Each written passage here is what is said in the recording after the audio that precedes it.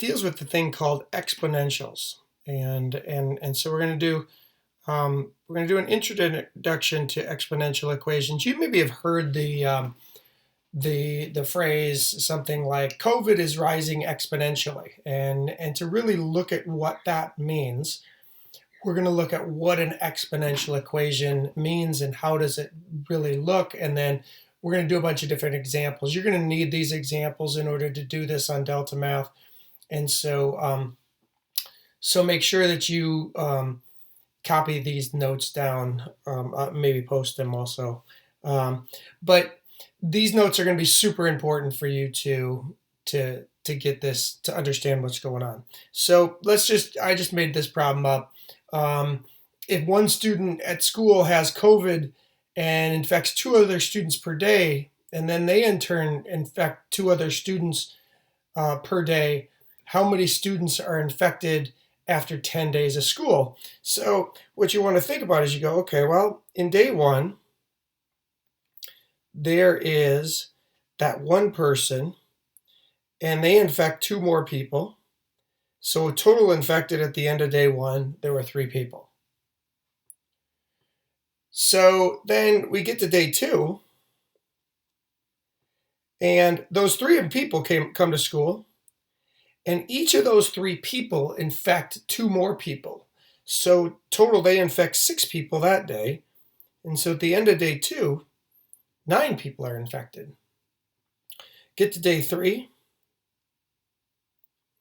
and those 9 people come to school, and each of those 9 people infect 2 more people, so they infect a total of 18 people that day, or 27. Now, what you can notice right away is each time we're multiplying by 3. Each time, as the day goes on, we're multiplying by 3. So when you think about like what's happening is to get to the next one, it'd be pretty easy to figure out what we do. We'd say, oh, that's 81. Now, we could continue this process and just do it using a calculator, or we can kind of think about, well, what we could do is we could say, well, the people infected is equal to 3 to the d power for the days, because notice that day 4, we after day 1, we'd do 3 to the first. After day 2, we do 3 to the second. After day 3, we do 3 to the third. And what ends up happening is if we wanted to know if we got down to day 10, what we do is 3 to the 10th power. Now, you're going to take this and you're going to do this off of Desmos. So you're going to go to the Desmos Calculator, and we're just going to type in www.desmos.com and then do a backslash and do scientific. So if you do scientific on that, it gets you to a scientific calculator. And if we just type in 3 and we use the little caret button and we do it to the 10th, what we'll find out is after 10 days, 59,049 people are infected. Way more than the whole school. Practically the entire city of St. Louis Park, if that was an infection rate. So that's one of the issues with exponential growth, is it goes so quickly.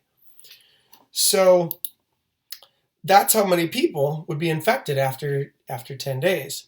When you look at an exponential equation, it's some base, it's y equals. There might be a constant out in front, maybe. This is the base. It's how much it grows. And then the x is the variable that we would use. In that case, in the last case, it was days. So that's a general exponential equation. What's crazy about an exponential equation is it grows super fast. So if you look at an exponential equation like this, it starts out a little flat, but then it starts to go up, and it goes up drastically. This is an equation, y equals a to the x. It grows drastically. So, it may look like, oh, it's not too bad after 1 or 2 days of infection. If we look at that infection, oh, it wasn't so bad. 1 day, only 3 people were infected. 2 days, that was only 9. Even 3 days, that was only 1 class period. But if you continue that rate after 10 days, it's the entire city of St. Louis Park would have been infected. I think that's one of the reasons they start to look at closing schools, is they say, wow, this is crazy how fast it grows. So let's do some examples that you're going to have to do in Delta Math. Before that, I want to talk about percentages. If you had 89% as a decimal, and that's what we're going to use, it would be 0.89. If you had 7.25% as a decimal, that's 0.0725.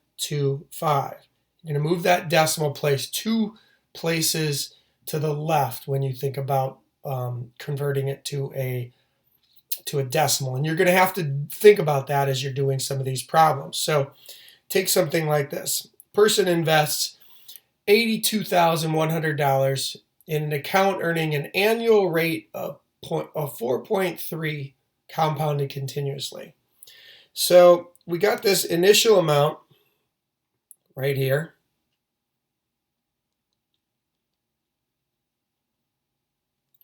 So that's the initial amount. We got this rate right here. And we go through this and it says, okay, well, let's look at some of the things that we have. We got P is the initial value using this equation right here. E is just a base of that we're going to use. Okay, so E is that base. R is the interest rate determined from the amount of money to the nearest cent in the account after 2 years is what we're supposed to do. Now, one of the things you got to know is when you do something like this, our interest rate is going to be the 100% that we started with plus another 4.3%. So our interest that we're really getting is 104.3%, because it's not really that we're going to get. We got to get our 100% back, because otherwise that wouldn't work out if we just. Let me think about that for a second. Let me erase that and use this interest rate. Let me go to the scientific calculator and just put something in real quick.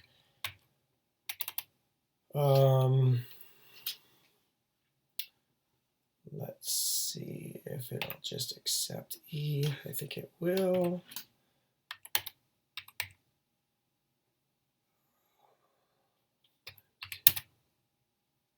Yeah, that'll work. So our interest rate in this particular case, is 4.3%, which as a decimal we're going to use 0.043. Okay, we're going to use that as an interest rate. So our value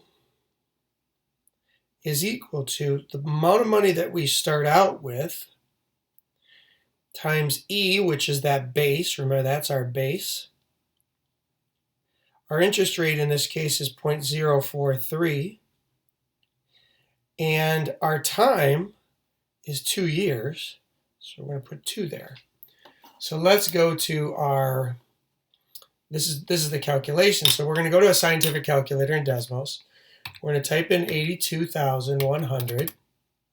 We're going to use the letter E. Desmos will recognize that letter. And then we're going to raise it to the interest rate, 0.043 times, whoops, let me go up here, make sure it's still in that exponent, for 3, oh, I might have messed that up, 0.043 times 2, and if you see what that is, after 2 years, our value is $89,473.10. So notice that not doing anything with that money, and that's a pretty low interest rate, but not doing anything with that money, not really doing anything super aggressive with it, we generated $7,000 on that. And so that's that's the value of the $82,100. So let's take another problem. Let's take something like this one. An element with a mass of 780 grams decays. So remember, decays goes down by 17.1% per minute. How much of the element is remaining after 19 minutes? Okay, well, if it goes down by 17.1% per minute, the 100%, if it goes down by 17.1%, that means if you take that and let's go down here, and if I do 100 minus 17.1, that means 82.9% is remaining. So that means 82.9% is remaining. So if 82.9% is remaining, then as a decimal, the amount remaining is 0.829. Okay, so as a decimal, that's what we have left over. So if we want to know how much is remaining, that's what we're going to use as our base. That's what we're going to use as our base. So in this case, what we're going to have is we're going to have the 780 grams. We're going to have our 0.829 grams remaining, or percent remaining. And we're going to put T up here. And what we're going to put in there is 19 for the 19 days. So what we want to calculate is 780.829 to the 19th. Because we want to take 780. What we're doing is we're taking 780 and we're multiplying it by 0.829. So after 1 day, that's how much is left over. If we multiply that, we take our answer, and we were to multiply it by 0.829, that's how much would be left over. We could do this all at once if we just did 780 times 0.829 to the 19th power, and we'd end up with 22.11. And notice it said to the nearest tenth of a gram up here. So the answer in delta math would be 22.1. Okay, so you got to pay attention to that. In delta math, we're going to be, you did nearest gram, so 22.11, so 22.1, and that's in grams if your science teacher was keeping track. Let's look at another one. Population in a town of 12,000 grows at 3.5% each year. What will the population be to the nearest after 7 years? So what happens is you got 100% of the population if nobody dies. plus you got 3.5% more. So in total, you have 103.5% after 1 year. You got the 100% of the people that are there, but you got 3.5% more. As a decimal, that is 1.035. That's the decimal, that's the base we're going to use. So the people is going to be the 12,000 people that we start out with times the 1.035% that the increase that we have, and we're going to raise it to the y we'll use for years. In that case, it's going to be 7. So what we're going to try to figure out is we're going to do 12,000 times 1.035 to the 7. And again, we're going to do that on delta math. Or I mean Desmos. We're going to go up here. I'm going to get a new line. And if I had a chance to put both of them in there, maybe I can real quick. I'm going to do 12,000 times 100% plus another 3%. So that's where I got 1.035. I'm going to raise that to the 7. And what we end up with is we end up with a population of 15,267 people, rounded to the nearest whole number. Okay, so because we can't have 0.35 people. So that's what we'd have for that one. And again, you're just going to do that calculation on Desmos. It's www.desmos.com/scientific. Okay.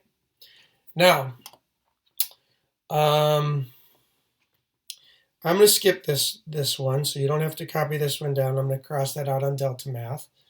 But I want to go to something like this, because we're going to use Desmos for a little bit different on something like this. Same kind of thing, only now we're going to try to figure out the years. So it says we got this initial amount.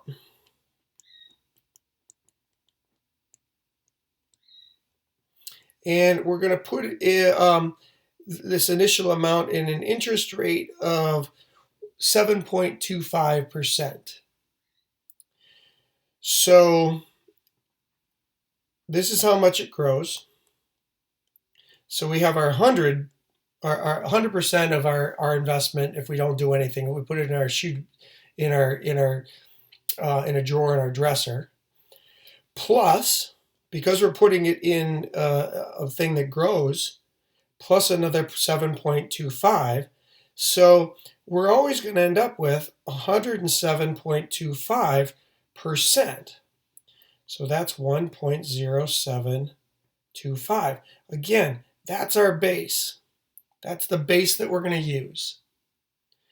So we have the amount that we're going to have, our investment,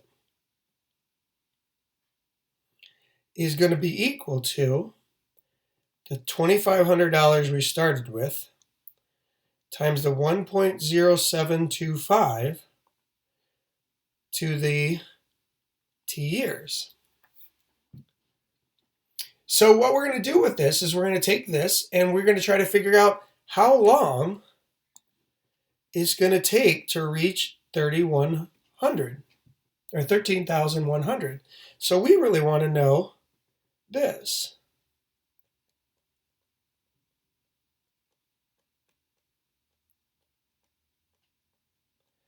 We want to figure out what T is. We're going to do that with a little guess and check. I'm going to show you 2 ways to guess and check that. One way you could do it is you could go over to Desmos, to